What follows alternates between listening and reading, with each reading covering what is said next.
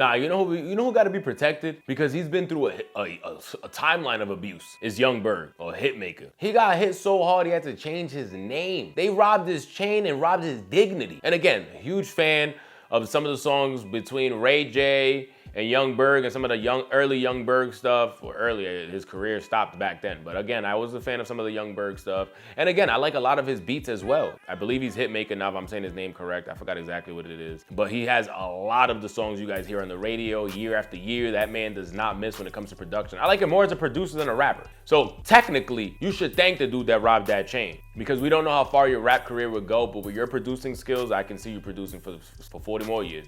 And then Nicki was like, I ain't gonna front, I've been with you ever since this. And she played my song, The Business. Yeah. And it clicked to me, it was like, oh shit, I was kind of like famous before Nicki's career took off the way it did, because I came out with them songs in like 2007, 2008. So she was probably like upcoming, you know what I'm saying, on the rise. And then from there, when she played my record, I'm like, all right, bet we locked in. And I ain't gonna lie, Nicki did the most solid shit ever. She was like, look, bro, I'm not here every day.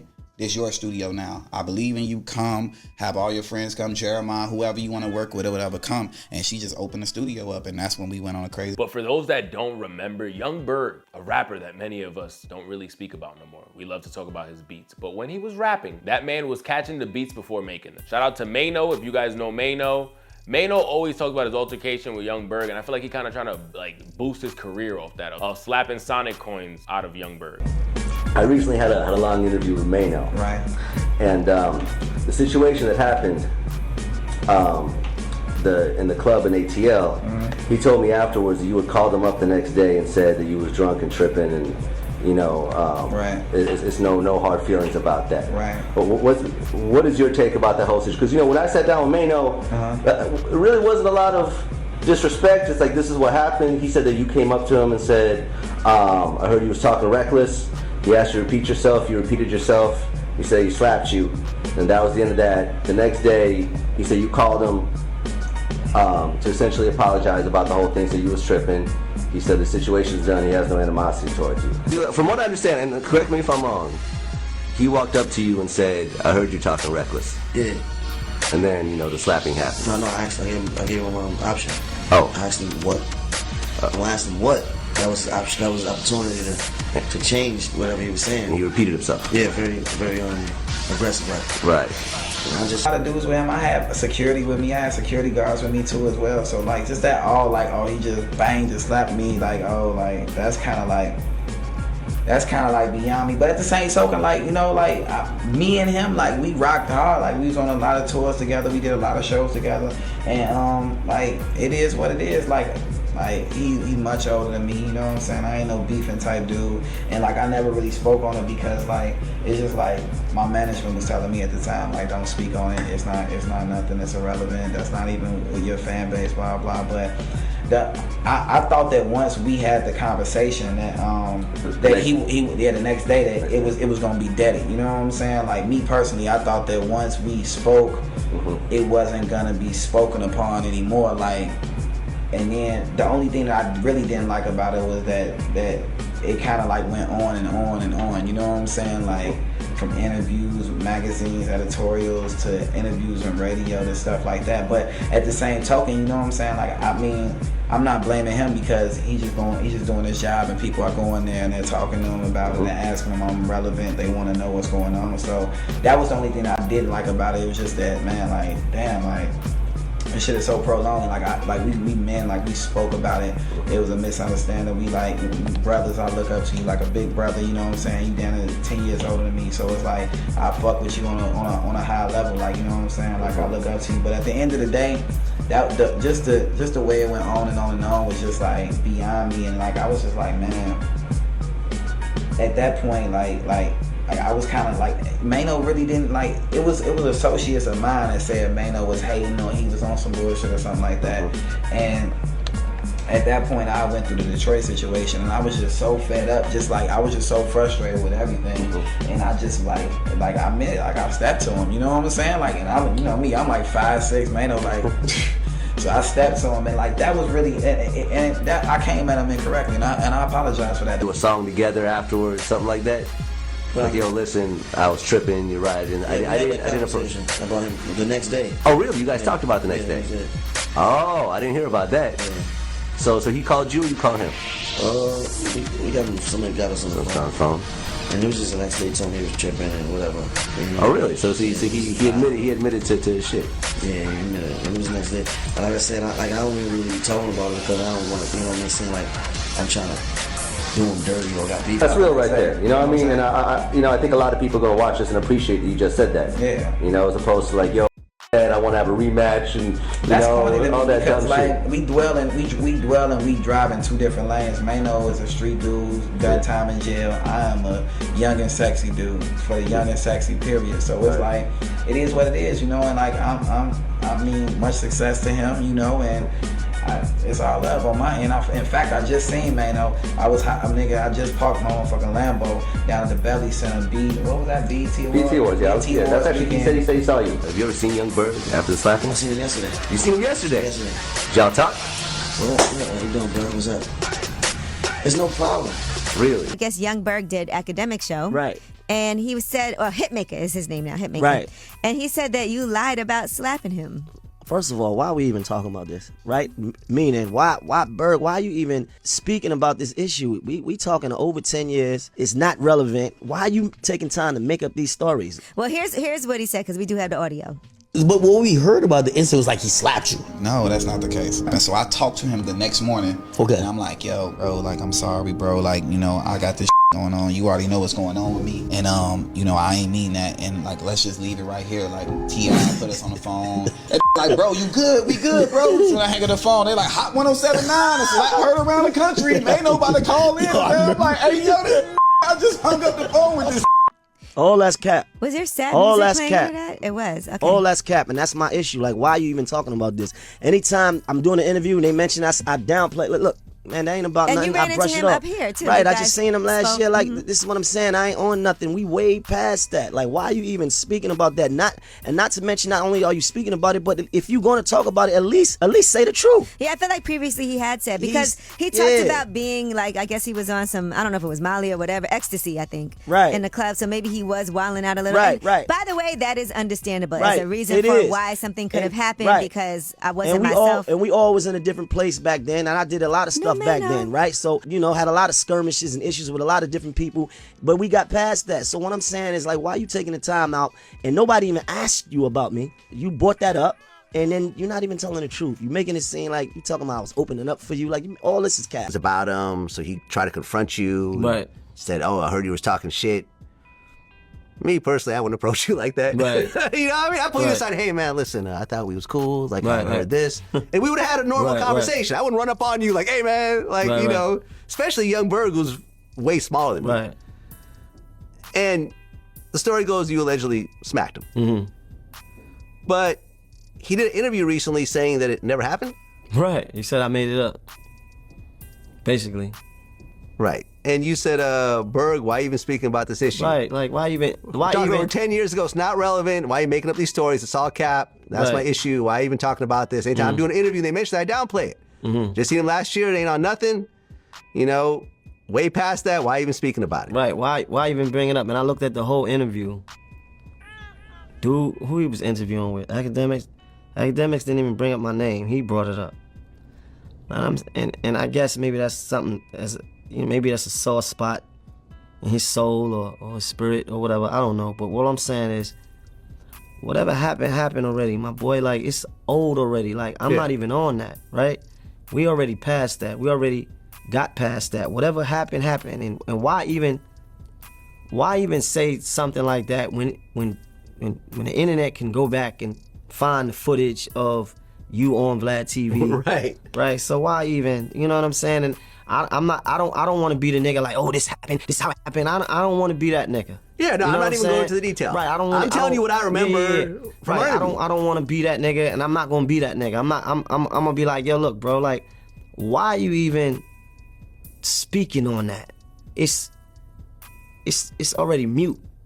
You know what I'm saying? It's already done. Like, get to your issue. Like, I ain't, you know, and you saying little, and it's not the first time I've heard him speak on me and say little slick shit, but I let it go because I understand that might be a sore spot for him, you know? That went on for so long, that conversation. Then when I thought it couldn't get any worse, he gets his chain taken. Before we get into that story, sub to the channel, guys. Do not forget we're on that road to 22,000 subscribers. As soon as we hit 22,000 subs, we're gonna think of something to do on this channel.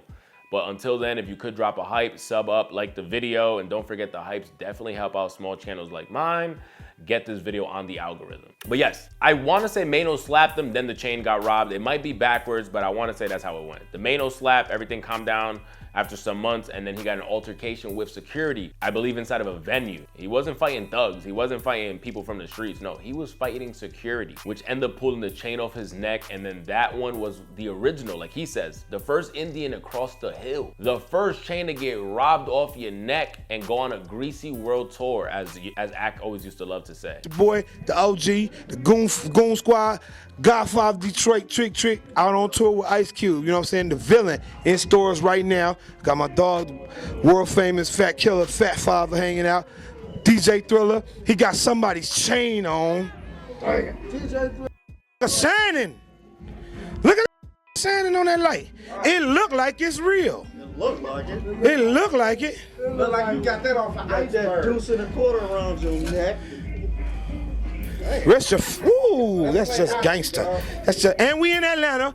This is where somebody's supposed to live at. You know what I'm saying? He says they have the OG. I mean, I call him. Motherfucker, this fake ass bullshit. Look at that shit. Let me show you something, man. This some bullshit. Look, anybody that know real diamonds? Well, you got a hell of an interview now. Hey, look, all of my shit, all of my diamonds is look, the big camera came out. Wait, goddamn, you see missing stones. That hole is for cubics. No, that's not cubic. Cubic costs money. That's plastic. I don't know what it is. Hey, it's plastic. To the strap, y'all. They said they'd give me $100 for this. Let me see that, dog. Hey, shout out to the OG Big Tone. No, that's Fat Father.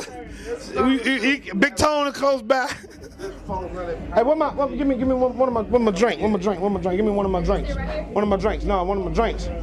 Now we'll get this one right here. That's red. Any yellow ones? Can't do that red shit. I don't want no red. Oh. We even saw Soulja Boy at one point holding the chain. Like, that was crazy. I didn't even know he was beefing with Soulja Boy, which he talks about in his interview. Like, brother, I had no beef with Soulja Boy. That's why I didn't even get that mad. Now I'm getting mad. If I'd had beef with you before, after I see that video. How did Soulja Boy end up with the chain? I have no clue. Did you get it back? I never wanted it. Once you get the chain, somebody robs you from the chain, you don't want it back.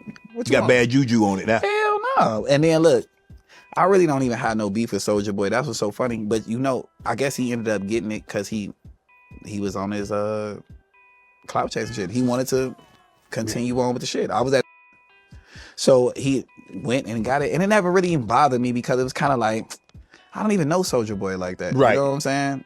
And I didn't look at myself, me and Soulja Boy, at the same type of parallels as well. Now we got beef. And that was before he was really fully big Draco. This was when he was still little Draco. Like, this was before his ego really got to where it was gonna get to. Nah, I'm beefing with him. I'm pulling a Blueface. I'm gonna pull your card. All right, bet. We're gonna really see if you really about it. Let's see, Master P, if you really about it. You take my chain, I don't even want the chain back. I definitely want my chain back, actually. I want my chain back. Not only do I want my chain back, I need a fade. I'm gonna pull a DJ Academics and get more mad at Soulja Boy than the dude that robbed the chain. You know, Academics got smacked by Lil Baby's man and got mad at Talil, got mad at Lil Baby, got mad at his driver for not driving off fast enough, got mad at his security for letting Lil Baby's friend come that close to him. But he never got, brother, he got the dude that actually smacked Act got the least of it. He called him a blunt roller once or twice, and that was kind of the end of it. That's how I would have been if I was Yung Berg. And I'm going along with this story like, okay, this is crazy. I kind of feel bad. I remember this whole era and everything. Damn, but look at your career today, brother. Keep your head up. And then it takes a turn. Why you have to throw my nigga Tory in this? He kind of tries to make an example, which at first I was kind of understanding. When all this was going on, I remember when this was actually happening. He kind of disappeared. He ran away, he disappeared. He wasn't really responding back to nobody. His chain went on the tour. And like he said, his chain was one of the first chains to go on the tour. Because then we started seeing a whole bunch of other chains going on. I want to say his was a Transformer, if I remember correctly. The Transformer chain was the one that got robbed, if I remember correctly. And then Tyga's Garfield chain got robbed. His Garfield chain got robbed, and then chains just started getting robbed all the time. We don't steal, we kill where we from. So, you know what I mean? It wasn't about me stealing nothing from Tyga. Tyga just he was just a victim of circumstances, you know what I mean? The streets caught up with that boy. I mean, you know, he was running around. He tried to do the same thing that Wayne then was doing. He was running around indulging in something that he's from, that he know better not to do. You know what I'm saying? And he started running around with the Rerun LA shirts and start feeling himself because he about to have a video played on TV, and you know what I mean, feeling like he can rock diamonds, and you know what I mean, start throwing up B signs and acting like he was gang banging.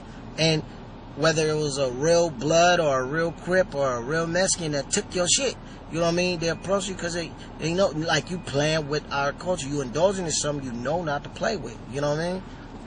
And that's something that you're not supposed to do. And he was just a victim of circumstance. And so happened, hey, he happened to be with the clowns that we already was on their head about. You know what I'm saying? And it was like just like a connected dot thing. It wasn't really something that even we planned. That real shit, real niggas do real things, man.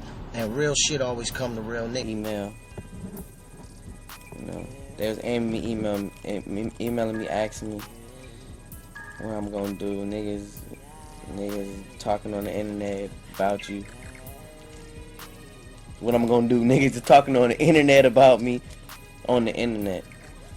That shit is the most deadliest thing, man. Introduce y'all. I just signed him to my label. It's my little nigga T.Y. He got an album coming out real soon. It's called Fuck Your Favorite Jeweler. Yeah. We got featured on the album, you know. Some of the best jewelers in the game. You know, Jason. I'm gonna show you how to yell bill. You just go like this. What's up? You wanna see me 8200?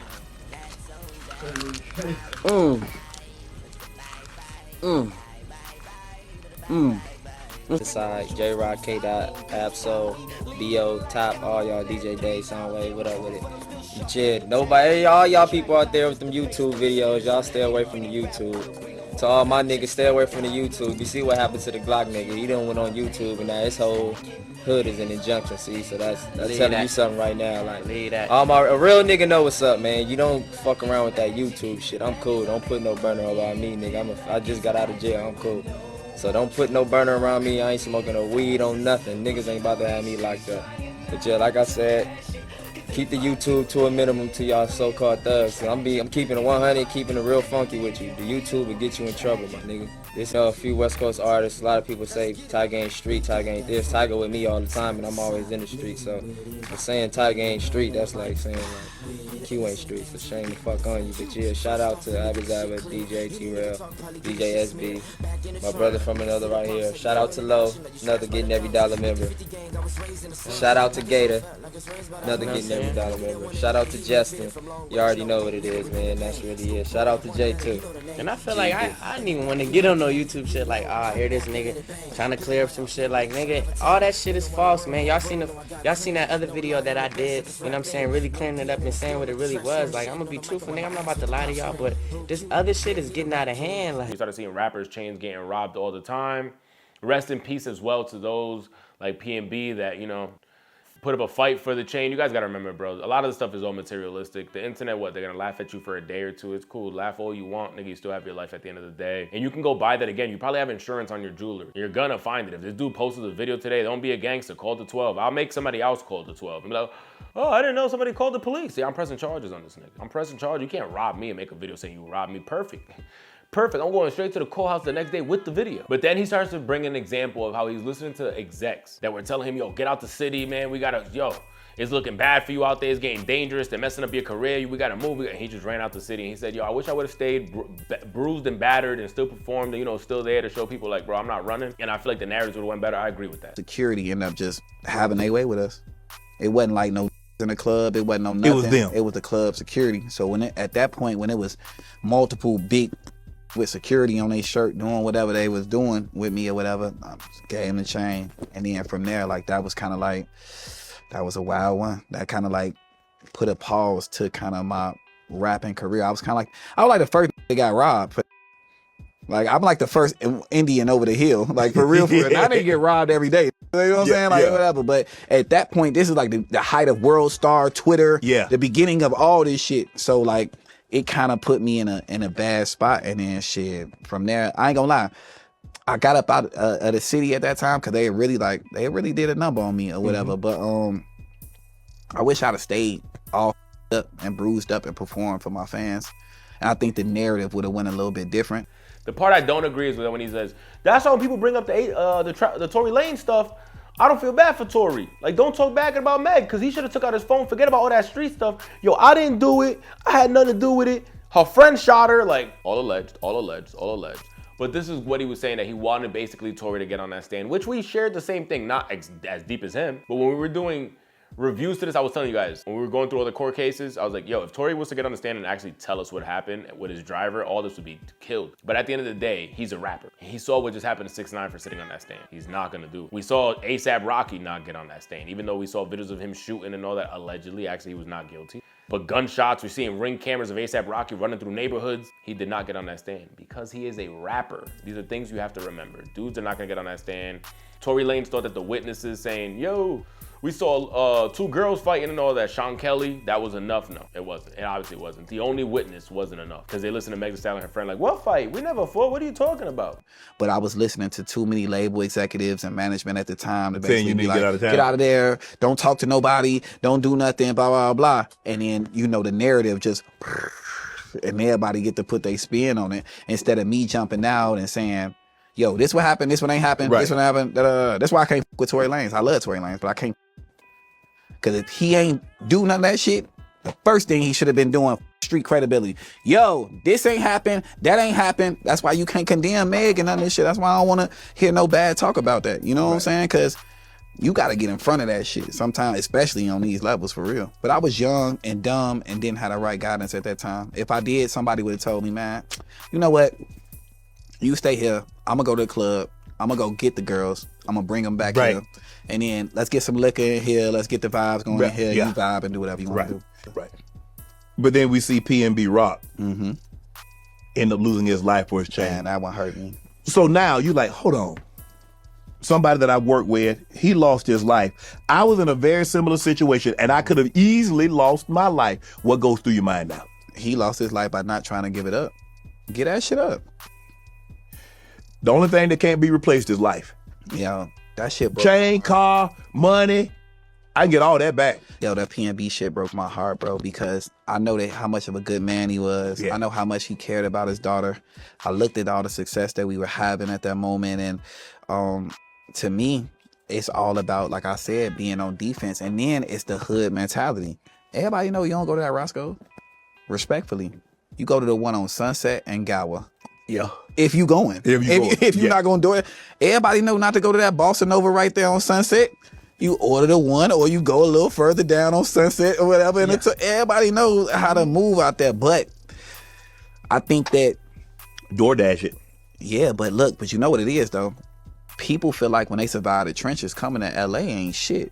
Well, it's palm trees, but that's the mentality though from a guy from Philly. You know what I'm saying? From Philly, like, man, like, come on, like this easy work. But in reality, man, like, I'm so hurt by that one because, man, I love that guy, man, for real. Why'd you stop rapping after only putting out one album? Cause that the situation happened, the dynamics happened with the chain situation. It kind of was like blackballed me for getting my shit took.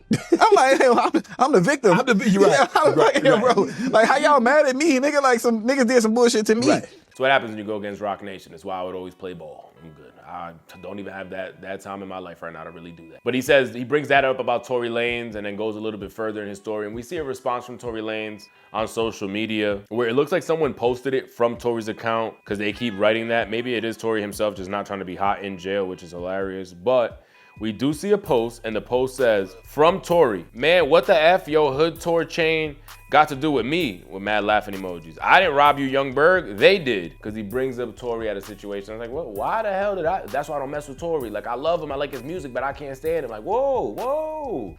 You mad at me because your chain got taken? That's why you can't stand me? That's why Tory's not getting no beats? Because he's mad how Tory handled his own situation? Brother, Tory's paying the price. He's paying the price for Shorty wanna be a thug. He's paying the price. We don't need your negativity and your extra hate on top of this to make it any worse. That seems to the public as I'm this monster. And I feel like I was catapulted into this poster child for the unprotection of Black women. And it's just so unlike me.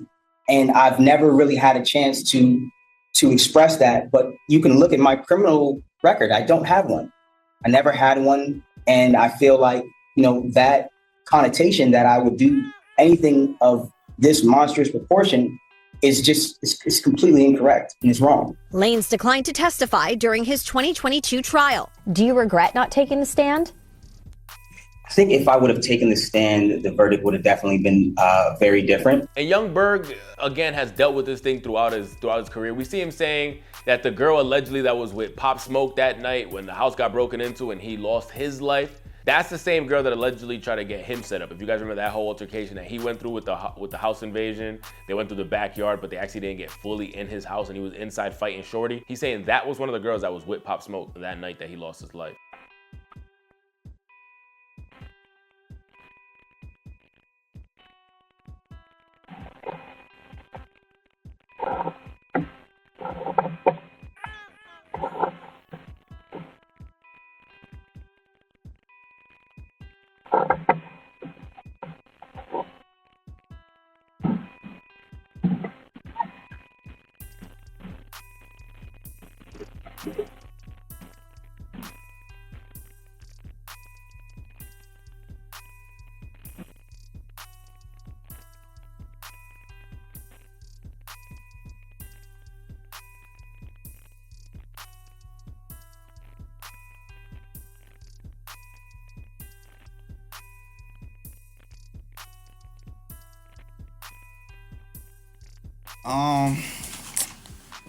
Alright, I'll explain that situation because I'm just transparent, like, and the truth is the truth. So that girl I was dealing with, you know what I'm saying? She wasn't my girlfriend or nothing like that. Like, she was somebody I was cool with. We just had a sexual relationship. And I Ubered in my crib, and she got to my crib, and I put the alarm on in my house, and like we was just in the house chilling, and I think I said something to her, like, and then she was like, yo, say it again. I don't remember what. And then she slapped the shit out of me. So now, like, I'm seeing stars in my house everywhere. Right. But you know these times that we live in, this shit that's going on right now. But that's how you shut her down. Whatever she said, you threw out some footage, and you said, look at the Yak of the Ming on the pink bow. Yeah. You killed that! You killed that! I'm sorry. But, I mean, you know, like, at the end of the day, like, yeah, so from they was trying. It was three guys. So she called the y'allers. She was sharing a location. It was three guys with guns and shit like that trying to come and kick in my crib, and I had the alarm on, and you know, and like the crazy thing is, like, when it was happening, instead of her being like a girl that was in the midst of a home invasion, like I was, like, she was fighting me. She was throwing it out. She tried to fight me. She punched me again when it happened. So I was as people trying to get to your crib? Yeah, bro. It was yo, bro. I'm still dealing with PTSD from that shit, bro. Yeah, I'm traumatized for you, bro. That's you shouldn't have went through that, bro. You worked too hard, bro. Yeah, so I mean, is this girl from LA or was she from Rancho Cucamonga? She from LA, and look, let me tell you the craziest shit. Here go the craziest shit. So that happened. Immediately, like, you know, like, I lawyered up, you know what I'm saying, got all this shit, and I came down here to Miami and just was laying low, and I casually, like, am cool with Pop Smoke girlfriend or whatever, or you know what I'm saying, rest in peace, and